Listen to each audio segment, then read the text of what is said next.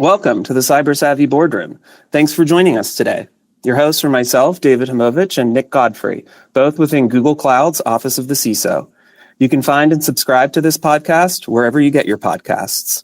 So Nick, first episode of 2026, and to kick the year off, we have a cybersecurity professional with us from PwC that we both know well, Joe Nocera. Yep, great to be back, David. Joe is PwC's Network Information Security Managing Partner and the US CISO. He recently assumed these roles after years of experience as a cybersecurity consultant at PwC, so he's got both sides of the table, which is going to be great. He's a frequent speaker at conferences such as Black Hat, FS Isaac, and other leading events. Yeah, and I know Joe has also been featured in leading publications, including the Wall Street Journal, Forbes, the Financial Times. So without further ado, let's dive into today's episode and hear his latest insights.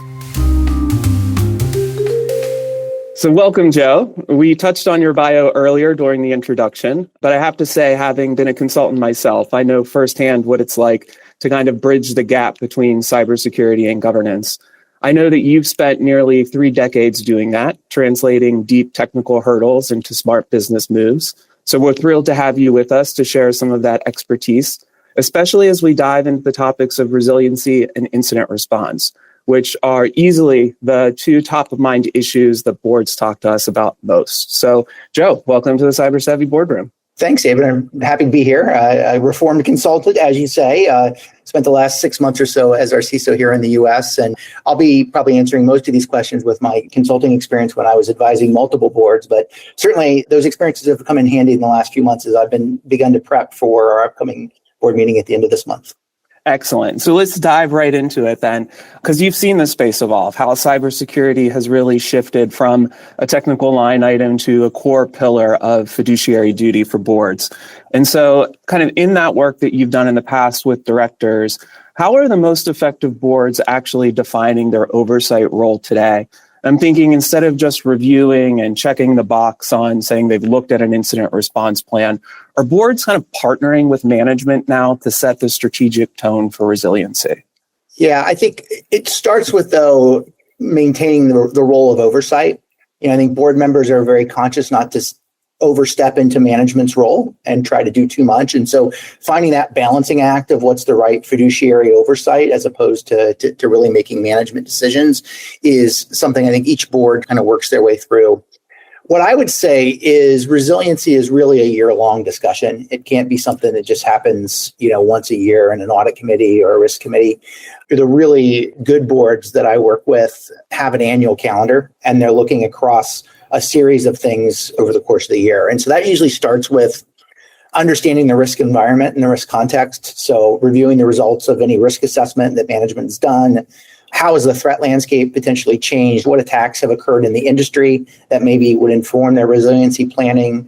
What's changed about our business that maybe changes our inherent risk? Maybe we've offered a new product or we've changed our business model in a way that makes resiliency a little bit different than what it would have been a year or two previously. That's kind of the starting point. And then that ultimately informs the plan for the year. Where are we going to focus? What are the types of exercises we're going to do? What are the countermeasures we're going to implement to make sure we're resilient to start with? And then over the course of the year, the board is going to get an update on tabletop exercises and other types of exercises that have happened. They're going to get the readouts of what management has done. What were the lessons learned from those tabletops? But at some point during the year, there's going to be an exercise, I believe, and I recommend, where the board plays a role in the exercise. So it's the debrief or the readout of a material incident and the decisions that management's going to make and how they inform the board of those decisions, whether that be the need to file an 8K because they're SEC registered and it's a material event. It could be around just a press release or other type of customer communication. It could be a decision to pay ransomware. And so really giving management an opportunity to practice that discussion with the board and giving the board the opportunity to say, we need more information or we would expect to hear this earlier. That participation, I think, is a really important exercise. Yeah, thanks, Joe. And thanks for joining us. When we talk about resilience, we often frame resilience as it applies to the board becoming engaged as moving from good to great. So most organizations have, without board engagement, have good resilience, but great resilience comes from a much broader set of stakeholders being engaged, including legal, comms, insurance, and so on and so forth. When you run cross-functional tabletops, what is the most common light bulb moment, if you like, for board members when they realize that a cyber event is actually a business disruption event and not just a security incident? Well, I think you used the word stakeholders there, and that's maybe the trigger point for me, is when they think about the number of stakeholders that they need to communicate with, whether that be law enforcement, obviously their customers, potentially their employees, their business partners. That's a trigger event where they realize that the person that owns the relationship with that group of stakeholders is likely not your CISO or your CIO or somebody in the technology organization. It might be your investment relations team. It might be your sales force. I worked one specific incident that was a live incident, and we really had to depend on the customer relationship teams to have these difficult discussions with the client's customers around what had happened during the breach and what the company was doing about it. And so as you begin to think about who's going to own the communication with those various stakeholder groups, it very quickly becomes much more than a technology problem. Yeah. Well, I think that's right, isn't it? Because it ultimately comes down to how you're thinking about the company's reputation, which is arguably its most valuable intangible asset, and yet quite hard to quantify in some respects. So just extending on that from the board's perspective, how do they think about at what point the technical breach crosses the line into a kind of reputational crisis that threatens the company's reputation, valuation, brand? And I guess as part of that, how do you advise them to balance, the mandate for transparency, which, we all know is a good thing. We've seen companies handle crises very, very well by being transparent, but clearly there's a risk of oversharing too early. How do you think about that balance? Sure. So I think certainly the first criteria when we think about potential reputational impact will be the breadth and width of breach itself. How many customers potentially are impacted? What's the materiality of the data of the customers that's impacted? As that number of customers goes up, and we even think about it sometimes, as a percentage of your revenue or as a percentage of your margin. And so it may be a small group of customers that's impacted, but if they're your top 5 customers, that's a much different type discussion, and it may have a different reputational impact. And so I think it starts with just trying to quantify how many individuals or how many customers are impacted. And that's kind of the first determination. The second determination, though, which I think you're starting to get to, is how you actually are handling the breach itself. What was your posture prior to the breach? Were you taking reasonable security measures where any individual or organization could look at what you did prior to the breach and say that was reasonable? It could have been us in a similar scenario. And so being ready beforehand, I think, is very important. And then the last piece of that is really, how do you handle the adversity? Are you transparent? Are you honest? Do you share information at the right time? And I think, Nick, your last part of your question is most important. I'm a big believer in transparency. I want to communicate early, but I want to communicate accurately. And so I don't want to get ahead of something when I don't know the facts. I don't want to give additional comfort that maybe I've contained the incident if I'm not certain that I have.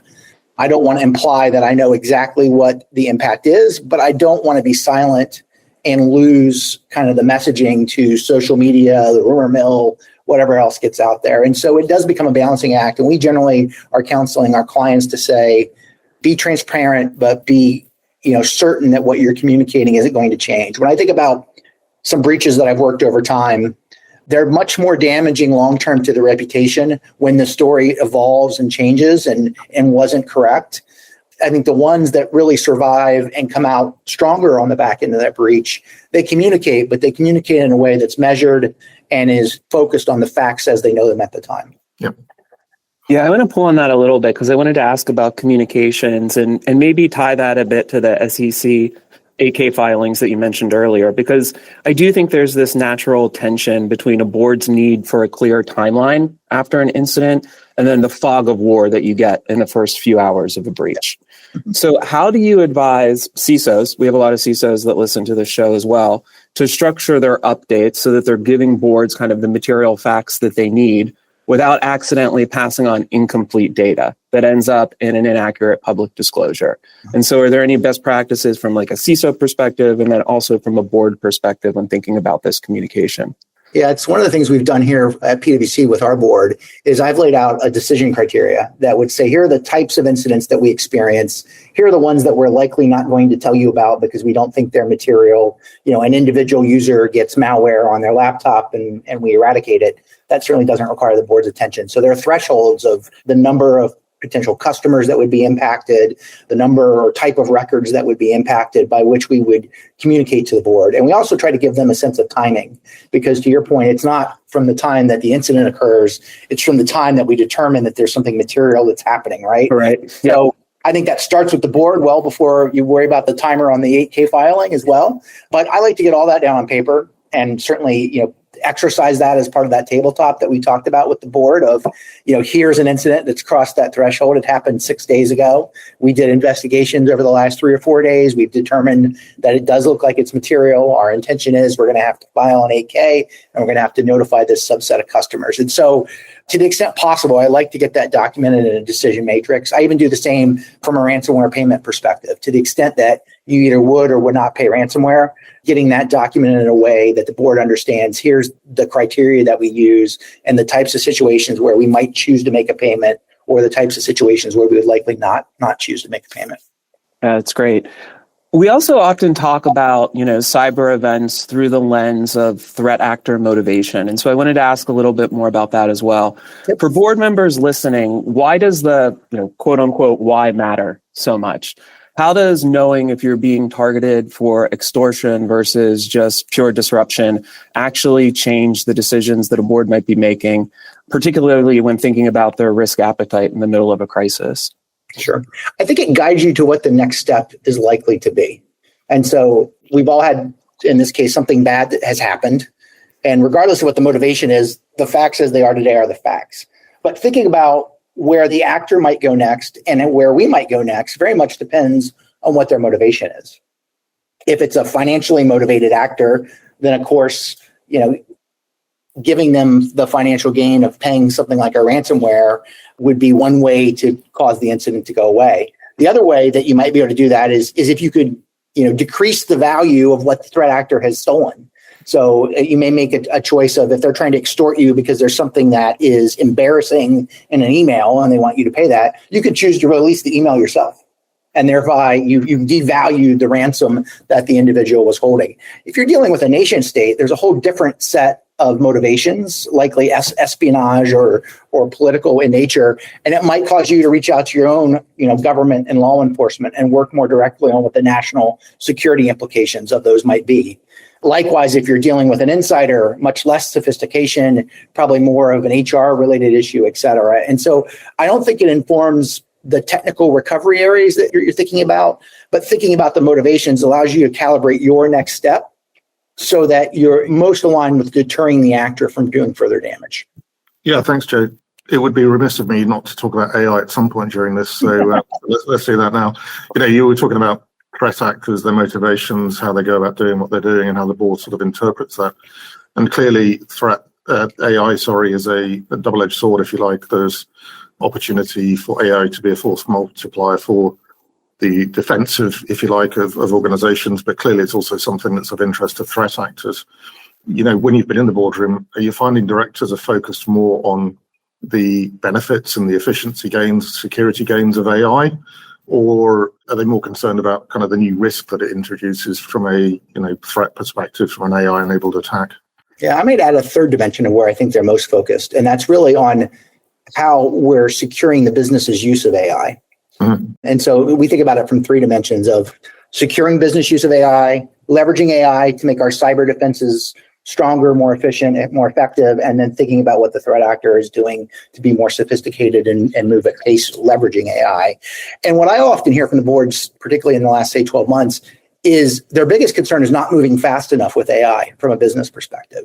And so they don't want the security team slowing down the innovation that's happening with AI. At the same time, they understand that it's creating incremental risk, and they want to make sure that the security and the privacy teams are doing what's appropriate to responsibly adopt AI at pace. And so to me, that's the biggest part of the discussion. It's a bit of an afterthought, in my view, the other 2 discussions around, how are you leveraging AI to get more efficient or more effective? And certainly I see CISOs educating boards on, okay, and now the threat landscape has changed. We're seeing a higher volume of phishing type attacks. They're more customized and tailored. Obviously, we're starting to see automated exploit discovery and automation in that space. And so that's changing the paradigm. But to me, each of those discussions are less existential as opposed to, hey, if we don't innovate in AI, we're not going to be in business in 5 years. We've got to move as quickly as possible, but we've got to do it securely. Yeah, so in some respects, the use of AI for defense and attack is just an evolution of the arms race that the boards are kind of used to and expecting the organization to be able to have some degree of sort of ability around. But the opportunity of AI and the ability to secure AI in a different context for the business is where they're focused. That makes sense. Yep. Yeah, fascinating discussion. So, Joe, we're coming to the end of the show, but I always give our guests kind of the last drop the mic moment, I call it, which is if you could give a board member one piece of actionable advice based on today's discussion that they could implement, at their next meeting or tomorrow to improve their overall resiliency posture, what would it be? So I'll give you two because I can't just give one. The first one really starts with getting to know your CISO and the team outside of the boardroom. And so I've got one CISO that I've worked with for years who does a regular tour of their cyber defense center where they bring the board members through, getting lunch with board members, et cetera. Just getting to know them outside of the formality of the boardroom itself, I think is really helpful, and it builds that personal relationship. And so I would encourage board members to do that. And then secondly, I love the question of, if I gave you another $1 million, what would you do with it? Because that really gets to the residual risk of what aren't we doing today that's the next thing on your to-do list that you'd like to be doing. And so I've never heard somebody say there's nothing else I'd rather do, right? That there's always something that's next on the list. And so I think it starts the discussion on residual risk and lets the board really understand the conscious decisions that management's made on what they're not doing this year. That's great. Yeah, I think definitely having the board, having a relationship with the CISO before any type of an incident occurs is great advice. So, Joe, thank you very much for joining us today in the Cyber Savvy Boardroom. Happy to be here. Thanks, Joe.